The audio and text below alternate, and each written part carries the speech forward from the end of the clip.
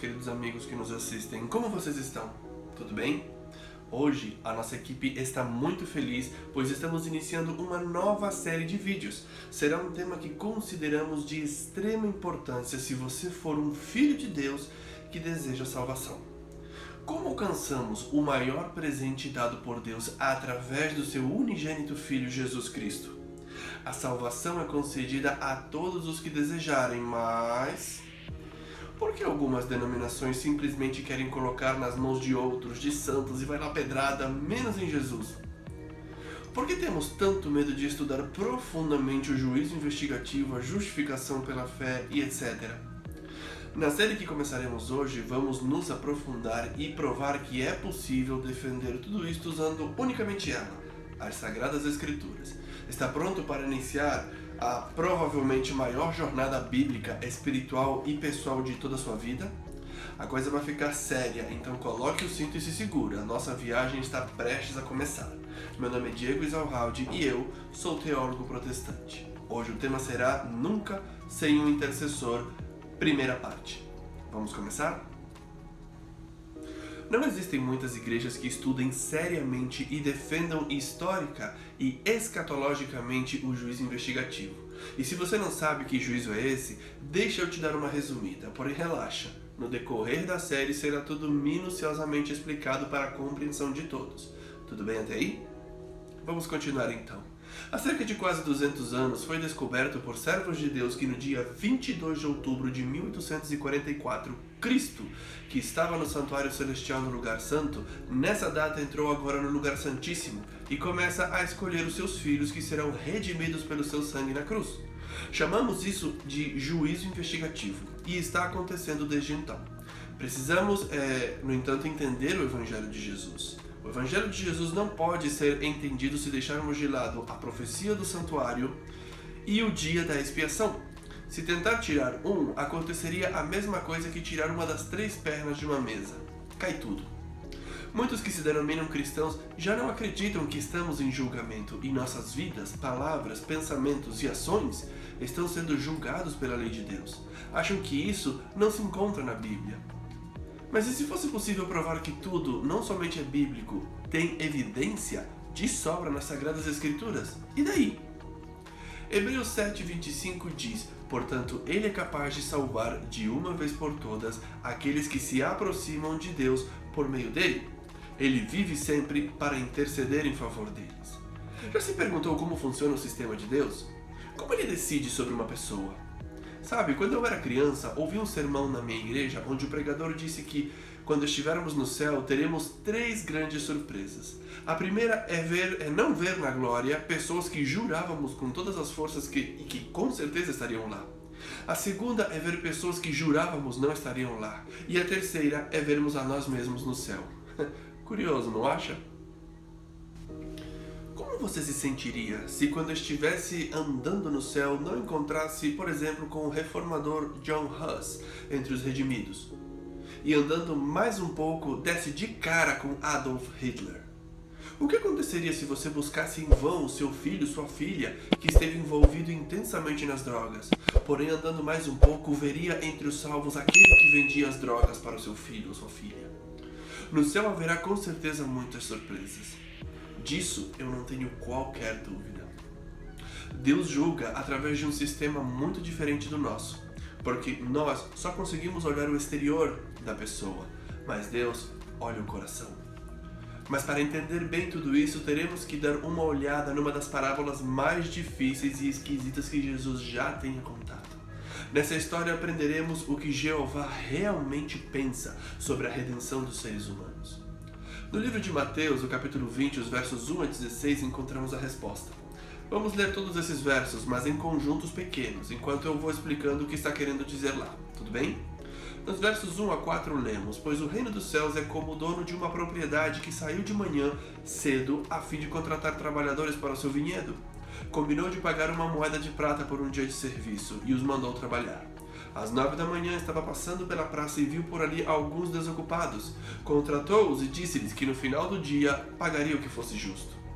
Percebe que eles não combinaram uma quantia específica, aceitaram o que era justo e simplesmente confiaram nele. Nos versos 5 e 7 diz: "E eles foram trabalhar no vinhedo. Ao meio-dia e às 3 da tarde fez a mesma coisa. Às 5 da tarde estava outra vez na cidade e viu por ali mais algumas pessoas. Por que vocês não trabalharam hoje?" perguntou ele. "Porque ninguém nos contratou", responderam. Então o proprietário disse: "Vão e trabalhem com os outros no meu vinhedo."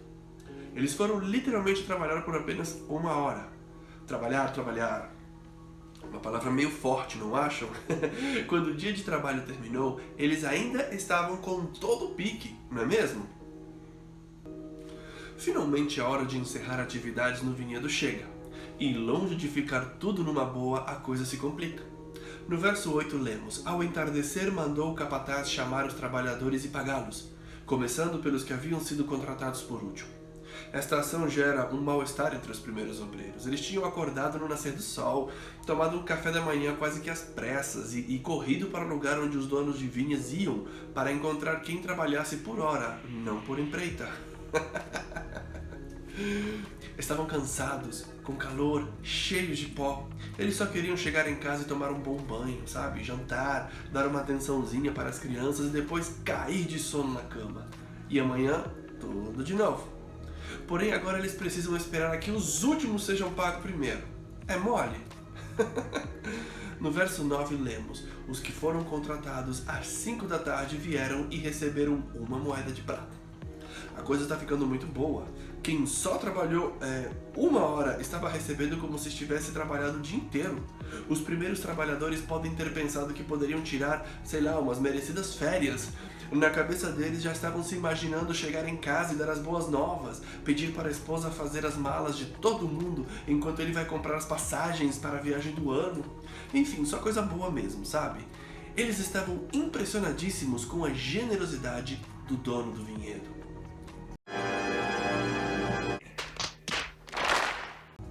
Mas como diz o velho ditado, a alegria de pobre não dura muito. Já no verso 10, a alegria morre de vez, pois lemos: "Quando chegaram os que foram contratados primeiro, imaginavam que receberiam mais. Contudo, também receberam 1 moeda de prata." Como assim, gente? A mesma quantia? Alguma coisa de errado não estava certo. Parece que o dono do vinhedo queria pagar dessa forma para que os primeiros soubessem o que os últimos receberam. Quando os primeiros trabalhadores perceberam que suas tão sonhadas férias não seriam mais uma realidade, o bicho pegou mesmo. Vejam o que diz os versos 11 a 16. "Ao receber o pagamento, queixaram-se ao proprietário, aqueles que trabalharam apenas 1 hora, e no entanto o Senhor lhes pagou a mesma quantia que a nós, que trabalhamos o dia todo no calor intenso." O proprietário respondeu a um deles: "Amigo, não foi injusto? Você não concordou em trabalhar o dia inteiro por 1 moeda de prata? Pegue seu dinheiro e vá. Eu quis pagar ao último trabalhador o mesmo que paguei a você. É contra a lei eu fazer o que eu quero com o meu dinheiro? Ou você está com inveja porque fui bondoso com os outros? Assim os últimos serão os primeiros e os primeiros serão os últimos. Pegue seu dinheiro e vá." Aparentemente os trabalhadores nem queriam pegar o dinheiro, pelo qual suaram as últimas 12 horas. Eles devem ter pensado: "Pode ficar com seu dinheiro, seu sem noção." O dono desse vinhedo parecia estar de brincadeira com esses trabalhadores esforçados. Não concordam comigo? E quando percebemos que o dono é na verdade Deus usando o seu sistema, aí as coisas mudam um pouco. O sistema divino é diferente do nosso, como eu já disse anteriormente. Porque no nosso sistema terrenal vivemos sob o sistema dos méritos, seja no trabalho, na faculdade, etc. Absolutamente tudo funciona na base do mérito. Você tem aquilo que conseguiu, nem mais, nem menos. E esse sistema tem caminhado junto com a sociedade e também com as igrejas. Desde criança avançamos pelos méritos próprios. No livro de Lucas, no capítulo 7, podemos ler a história do centurião romano que tinha um servo que estava muito doente. Ao seu pedido, líderes judeus foram pedir a ajuda de Jesus, e assim seu servo pudesse ser curado. Por ser romano, ele pensou que Cristo não aceitaria, então mandou seus compatriotas pedir méritos, lembra? Duvido que esses líderes iriam pedir a ajuda de Jesus para curar um leproso, um cego, um paralítico. Não.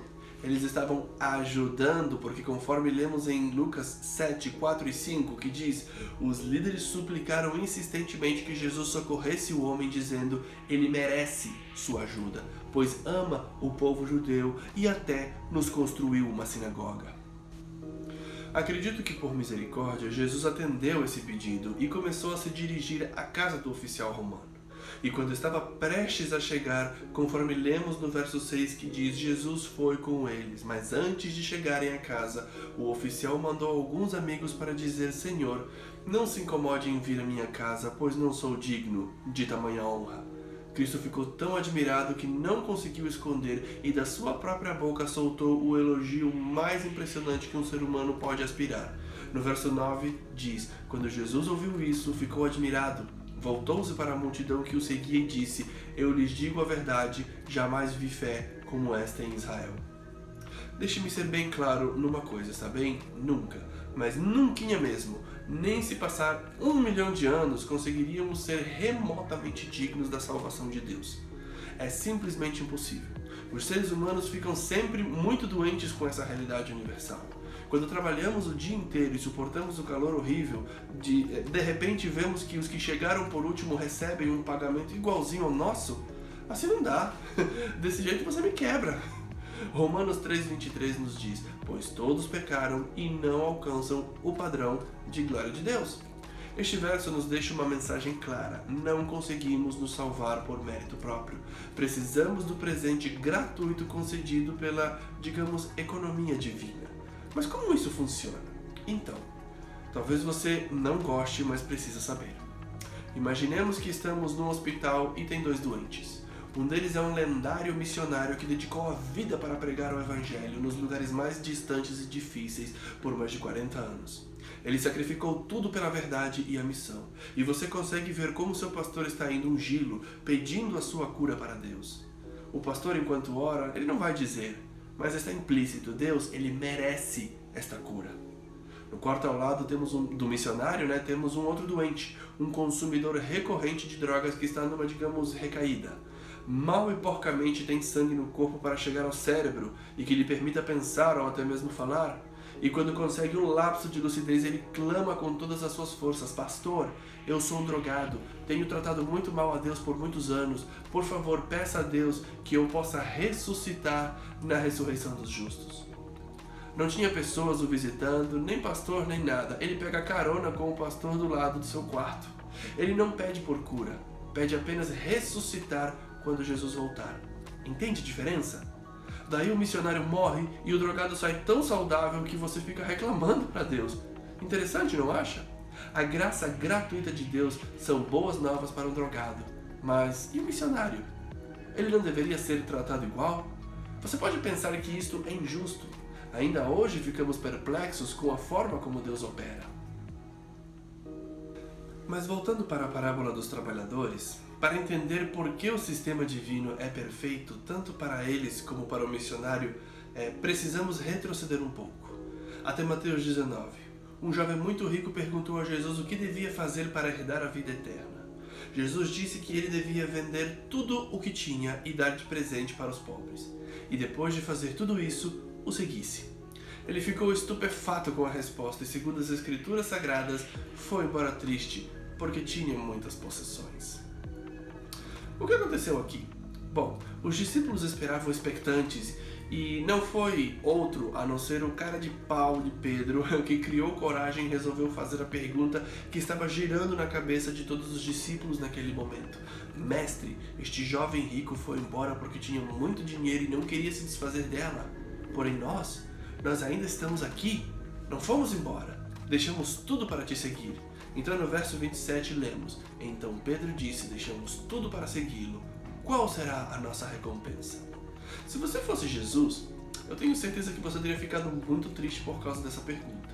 O mestre havia trabalhado com seus discípulos por quase 3 anos, ensinando-lhes o verdadeiro valor do reino dos céus. Se tivéssemos existido naquela época e Cristo tivesse perguntado nossa opinião a respeito, com certeza diríamos uma coisa tipo assim: não, mestre, assim não. São os cabeça dura que não entendem nada em todo esse tempo. Melhor vamos nos desfazer destes aqui e vamos escolher outros 12 e começar de novo. Beleza? Porém, Jesus era muito mais paciente. No verso 28 ele diz que seus discípulos terão 12 tronos e julgarão Israel. E você conseguiria ver como o rosto de Pedro e os outros apóstolos começavam a se erguer, né? Imagina a cena! Porém, Cristo não terminou por aí. Ele fez uma outra declaração que não deveríamos deixar de lado. No verso 29 diz: e todos os que tiverem deixado casa, irmãos, irmãs, pai, mãe, filhos ou propriedade por minha causa, receberão em troca 100 vezes mais e herdarão a vida eterna. Prestou atenção nas recompensas? Quem pode deixar tudo por Jesus vai receber 100 vezes mais. Quando? Agora, neste tempo. A outra recompensa é a vida eterna e isso só acontecerá quando Jesus voltar. Sendo assim, percebemos que existem duas recompensas. E com isso em mente, voltemos para o vinhedo e o restante da história. Existe a recompensa de trabalhar o dia inteiro com o dono da vinha. É gostoso, é pago e é muito bom estar envolvido em uma atividade tão legal. Traduzindo, se você mantém um relacionamento vital com Jesus, se você conhece a Deus como é o nosso privilégio conhecê-lo, então seu principal interesse não será a recompensa no final do dia, não é verdade? Os trabalhadores que só trabalharam por 1 hora são vencedores ou perdedores? É entediante estar fora do vinhedo, essa é a verdade. O vinhedo é um lugar incrível para se passar o dia. A não ser que você esteja pelos motivos errados, então estaria apenas desperdiçando seu tempo. Porque verdade seja dita, se você não conhece a emoção de estar num relacionamento com Deus e estar a seu serviço, a tua vida será miserável até morrer. A pessoa mais feliz hoje é aquela que está envolvida no serviço ao próximo, e aquele que está envolvido só consigo mesmo é completamente miserável. As maiores e melhores recompensas acontecem com o peso e o calor do dia. Se Deus te chama para uma tarefa em um lugar difícil, porém você tem a certeza do seu chamado, então não é um sacrifício, muito pelo contrário. Temos o costume de pensar que ficar sem fazer nada é uma alegria. Que se pudéssemos ficar, sei lá, 1 semana em casa, sem precisar trabalhar, seria literalmente a coisa mais incrível do mundo. Porém, sinto te decepcionar, não é nem de perto e nem de longe assim. Se não acredita em mim, pergunte a uma pessoa que se machucou e precisou guardar repouso por, digamos, 1 semana. Pergunte quanto tempo demorou para ficar completamente entediado e desejoso de voltar à sua rotina habitual. Sabe por quê? Porque atividade é vida. Simples assim. E se você parar para pensar, até o céu, que pensamos ser a terra do descanso, ainda existirá o gozo e a alegria de servir outros. Pensa comigo, até os anjos servem. Eles têm a imensa alegria de servir a raça humana por milhares de anos, a pedido de Deus. E olha que segundo o Salmo 8,5, que diz: e no entanto os fizeste apenas um pouco menores que Deus e os coroastes de glória e honra. Você consegue imaginar? Um dia teu anjo da guarda visita a sua casa no céu e te diz o seguinte: você gostaria de fazer uma excursão? E eu, claro, com certeza. Só me deixa fazer a mala aqui rapidão. Mas ele diz: não precisa. Tá, então, deixa eu dar um tchau nos meus amigos e familiares e já volto. Mas o anjo insiste: eles estarão aqui quando voltarmos. Eles estarão aqui para sempre. Sendo assim, vamos, né? Juntos lemos os registros da minha vida na Terra e vejo todas as vezes que corri perigo de vida e o meu anjo me salvou. Legal, não acham? Então faço a pergunta óbvia: para onde vamos? Meu anjo diz: vamos para um pequeno planeta na beira da galáxia, para que eles escutem da boca de um ser humano como se sente ser resgatado de um mundo de pecado. Sabemos que os anjos nunca sentiram a alegria e gozo que traz a salvação. Somente nós, seres humanos, sabemos isso. Então partimos num voo incansável para mundos distantes e contar a história da nossa redenção. Percebe? Somos mais felizes quando estamos envolvidos no serviço a outros. Então Deus te convida para receber as recompensas 100 vezes mais agora e trabalhar com este bondoso, amoroso e generoso dono de vinha. Ele fez previsão para nos entregar recompensas até o final de cada dia que passemos trabalhando com e para Ele. Junte-se a mim e supliquemos em fervorosa oração para que Deus transforme nossos corações e pensamentos e assim adotar o seu sistema, que é muito melhor que o nosso, e seremos felizes por toda a eternidade. Lembre-se sempre, não acredite em tudo o que vê ou escuta, mas faça um teste com a eterna palavra de Deus, já que para um cristão nada mais importa, a não ser assim diz o Senhor. Até a próxima.